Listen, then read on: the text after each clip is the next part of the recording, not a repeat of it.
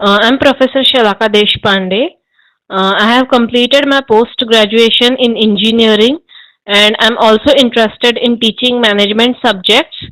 Okay, I have 4 years of teaching experience, and in my previous years, I have also taught few management subject related with the enterprise management and entrepreneurship and e-business. So today I'm going to start with the first lecture of knowledge management. So without wasting much time, let's get started with the lecture. Let me share the file.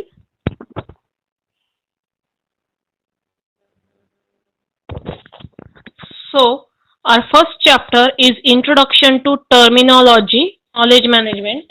So let's see a few learning objectives. So first learning objective is to understand objectives of the chapter. Introduction to meaning of data, information and knowledge. To understand key difference between data, information and knowledge.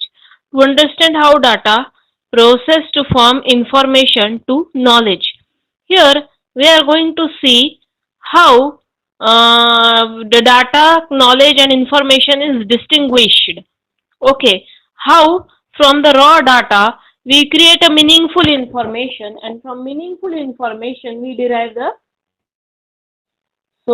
meaning of data. Our first point is meaning of data. Data or datum is the smallest unit collected together for reference or analysis. Data is a data is the smallest unit, and when various smallest units are combined in a meaningful or organized manner, they form information. Okay, and when the information is formed, it is analyzed. See, data is a raw thing. For example, I want to prepare mango milkshake, so I will require raw material like mango and milk. So these raw materials, mango, sugar, milk, they form a mango milkshake. Okay, so the raw data.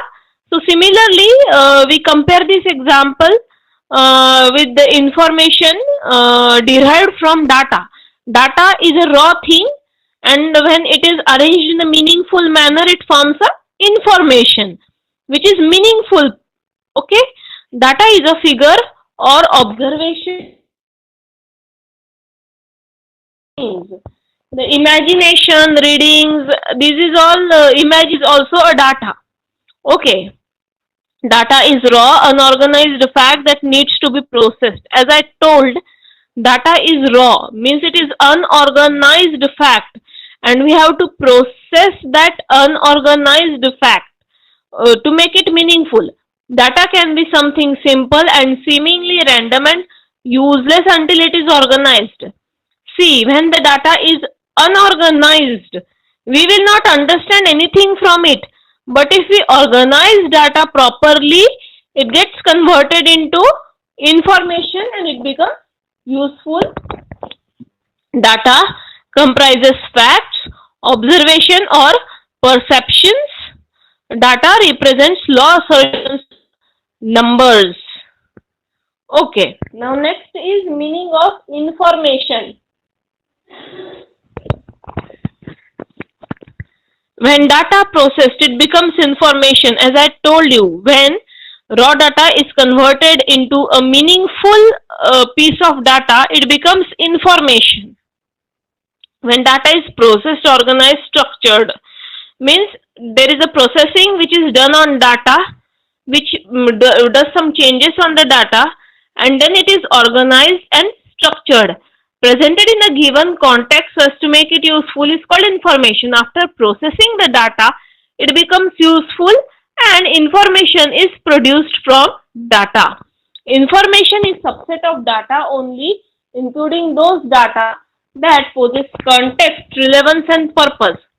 Okay, every data, piece of data, raw data is having a purpose, and when it is organized, information gives us idea how to achieve that purpose.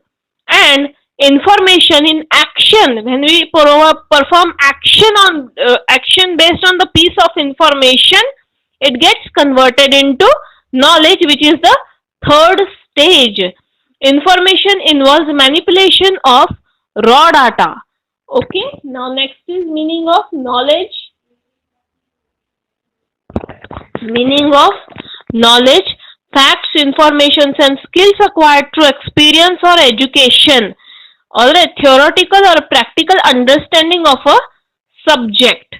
Okay, see, now what is knowledge? Facts, informations and skills acquired through experience. Now I have lot of suppose I have 5 years of experience in teaching, so I will acquire lot of knowledge. I will know various types of facts so that students will understand what information I want to convey.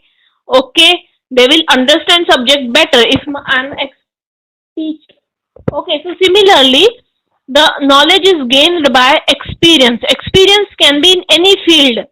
Okay, and these days most of the organization companies, they are treating knowledge as a wealth.